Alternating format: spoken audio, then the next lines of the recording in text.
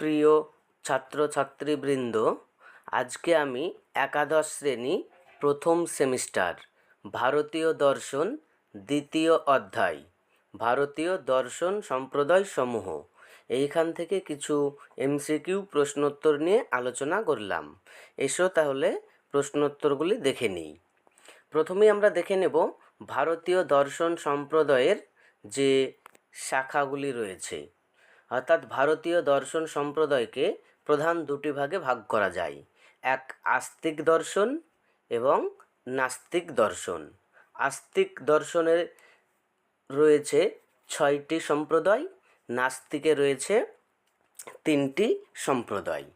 আস্তিকের মধ্যে আবার ন্যায়, বৈশেষিক, সাংখ্য, যোগ এদেরকে বলা হয় বেদ স্বতন্ত্র বা যুক্তি নির্ভর, আর মীমাংসা, বেদান্ত এই দুটি হলো বেদানুগত বা সাক্ষাৎভাবে বেদ নির্ভর।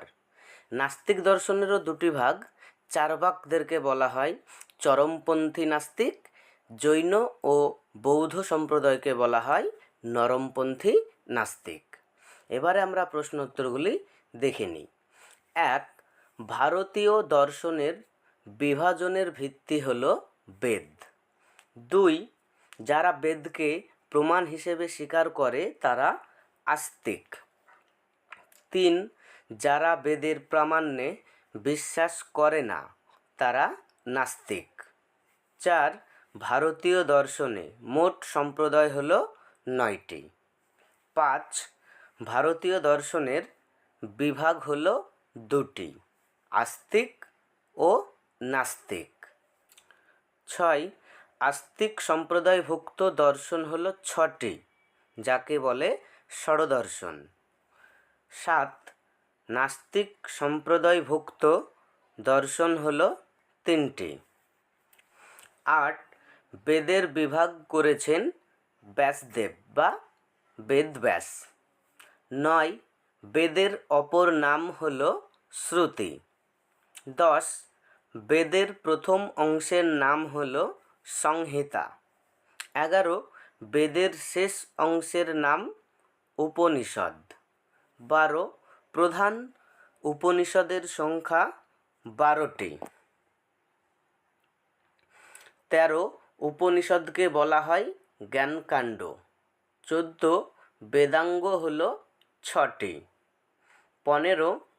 বেদ বিরোধী দর্শন হল চার্বাক, জৈন ও বৌদ্ধ। 16. প্রত্যক্ষভাবে বেদের উপর প্রতিষ্ঠিত বেদান্ত ও মীমাংসা। 17. বেদ স্বতন্ত্র দর্শন হল সাংখ্য, যোগ, ন্যায় ও বৈশেষিক। 18. ন্যায় দর্শন হল একটি বৈদিক বা আস্তিক দর্শন। 19. যে পদ্ধতি দ্বারা কোনো নিশ্চিত সিদ্ধান্তে উপনীত হওয়া যায় তাকে বলে ন্যায়। 20. ন্যায় যে শাস্ত্রে আলোচনা করা হয় তাকে বলে ন্যায় শাস্ত্র। 21. ন্যায় দর্শনের প্রতিষ্ঠাতা হলেন মহর্ষি গৌতম। 22. ন্যায় দর্শনের প্রধান গ্রন্থ ন্যায় সূত্র। ন্যায় দর্শনের প্রধান শাখা 2টি, প্রাচীন ন্যায় ও নব্য ন্যায়। 24. ন্যায় মতে ঈশ্বর হলেন জগতের স্রষ্টা, রক্ষাকর্তা, সংহারকর্তা। 25. ন্যায় দর্শনের প্রধান ভাষ্যকার হলেন বাৎসায়ন। 26. ন্যায় দর্শনের প্রধান গ্রন্থ হল মহর্ষি গৌতমের ন্যায় সূত্র। 27. নব্য ন্যায়ের প্রতিষ্ঠাতা গঙ্গেশ উপাধ্যায়। 28. গঙ্গেশ উপাধ্যায়ের গ্রন্থটির নাম তত্ত্ব চিন্তামণি। 29. কয়েকজন নব্য নৈয়ায়িক হলেন জয়দেব মিশ্র, রঘুনাথ শিরোমণি। 30. বাৎসায়ন রচিত গ্রন্থটি হল ন্যায় ভাষ্য। 31. ন্যায় দর্শনের মূল লক্ষ্য হল জ্ঞানতাত্ত্বিক ও তত্ত্ব আলোচনার মাধ্যমে মোক্ষ লাভের পথ নির্দেশ করা। 32.